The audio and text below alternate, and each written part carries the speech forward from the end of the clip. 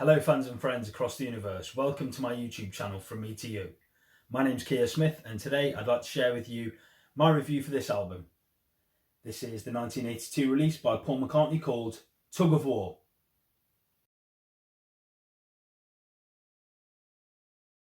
Tug of War was Paul McCartney's first album since the official dissolution of his former band Wings, and also his first album since the death of fellow Beatle and dear friend John Lennon.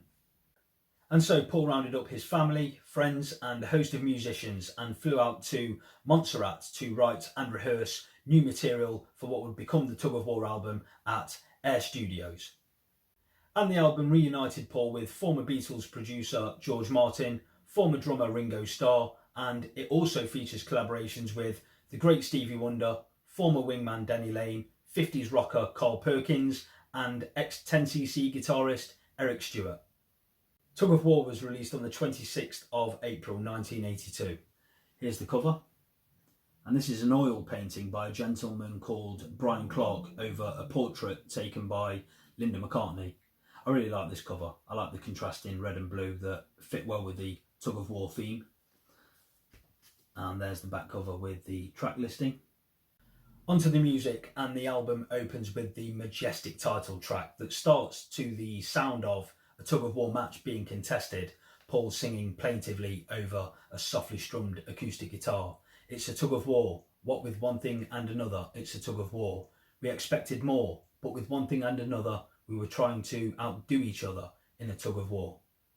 Now, considering this was Paul's first album since the passing of John Lennon, the lyric could easily be taken as a comment on their relationship, but the idea should stretch further than that as it explores our failings as human beings. The song comes to life when the electric guitar kicks in on the brilliant middle eight when Paul sings, "In years to come, they may discover what the air we breathe and the life we lead are all about, but it won't be soon enough for me." And the song is filled with lavish orchestration by George Martin and fabulous military snares, and not only is it a great song, it's one of the very best songs that Paul McCartney has ever written, in my humble opinion. Take It Away is next, and this is an up-tempo, picturesque pop song that tells the tale of some important impresario's quest to go and see and sign a band.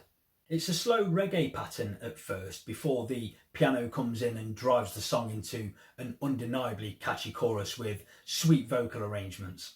And with the added crescendo of horns and 10cc style harmonies on the outro, it's an all-round pop classic. Really good song. Up next is Somebody Who Cares, and this is a lovely acoustic ballad with added panpipes that give a really nice atmosphere to the song and a delicately touched Spanish guitar solo which is absolutely beautiful. And there's great empathy in the lyrics too. You're convincing yourself that there's nobody there. I know how you feel. There's always someone, somewhere, you should know by now. Always somebody who cares. A really nice song.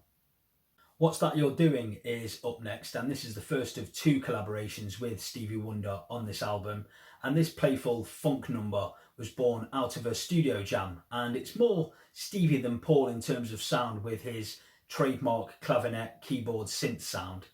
This one really jumps out of the speakers at you, but it's a really enjoyable feel-good track, and it features great vocals, backing vocals and harmonies throughout, and I love all of Stevie's excitable ad-libbing towards the end of the song. At over 6 minutes, it will outstay its welcome for some, but I think it's a great collaboration and it's a song I really like.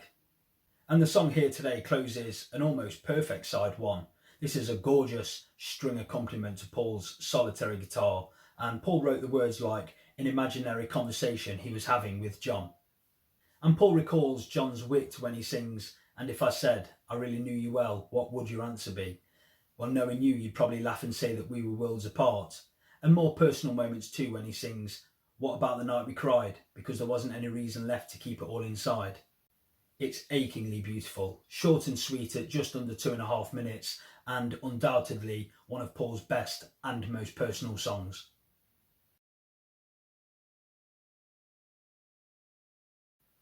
Ballroom Dancing opens side 2, and this is an up-tempo, jaunty piano track with added horns to good effect. But the song takes a bit of a left turn midway through after the horn section, and we get this really cool guitar break.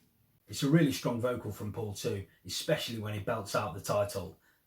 Don't worry, I'm not going to do it, much as I'd like to, but a really enjoyable song. And Paul said of this playful number, basically it's all my childhood memories distilled into one song, which develops into memories of being a teenager and going to dance halls and ballrooms.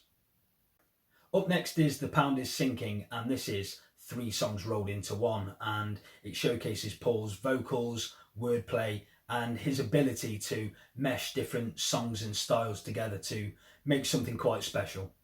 The song starts with a bouncy rhythm and Paul's playful lyrics. The pound is sinking, the peso's falling, the lira's reeling, feeling quite appalling. The mark is holding, the franc is fading, the drachma's very weak, but everyone's still trading. Paul having a little bit of fun with the serious but up and down nature of the stock market. There's a frazzled guitar solo and some really good drum fills that precede the next part, where Paul's wordplay and his vocal are great. He adopts that kind of posh voice when he sings, "Well, I fear, my dear, that it's eminently clear that you can't see the trees for the forest. Your father was an extraordinary man, but you don't seem to have inherited many of his mannerisms." And then the song quietens down a little as it goes into the Hear Me Lover part and that call and response. "I can't be held responsible now. Oh no, it wasn't me." And then Paul's passionate outburst of, "Oh, it didn't happen, only for a minute. Your heart just wasn't in it anymore." And then the song comes full circle as the first verse is repeated with some really cool guitar licks. It's all expertly done and an amazing song. And if that wasn't good enough for you, we get the brilliant Wanderlust next. And the lyrics of this song relate to an argument that Paul had with the captain of the yacht that Wings were using while they were recording their London Town album. Paul and the captain got into an argument over Paul's use of cannabis. Paul quickly looked for another boat to use and found one called Wanderlust. And so the name Wanderlust became associated with freedom in Paul's mind. And this is another lavish production where George Martin illuminates Paul's optimistic piano ballad with a brass ensemble. And Paul was born to deliver this type of song and vocal in all its mournful glory. He sings, "Oh, where did I go wrong, my love? What petty crime was I found guilty of?" And I really like the way that the vocals overlap and offer a counter melody just before Paul reaches for the closing lyrics, dropping a line, "Maybe this time it's Wanderlust for me." It's absolute perfection and a song that George Martin said was one of Paul's best ever.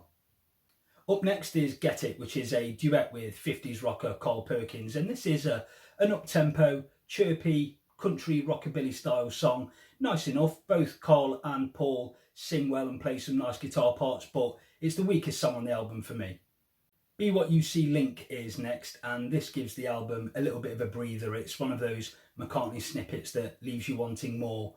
Paul's hushed vocoder-led vocals says, "The one you wanted to be is now the one you see." It's all rather eerie and spooky, and then the disco-influenced "Dress Me Up as a Robber" bursts through in dramatic style. I love that fizzing opening riff, and musically this is one of the most interesting songs here for me.